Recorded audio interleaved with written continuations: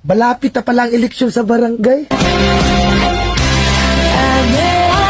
Marami na naman tayo makakasalubong na tao na bigla ka na lang ngingitian kapag nakita ka sa daanan. Yung suplado at hindi mo malapitan yung may problema ka.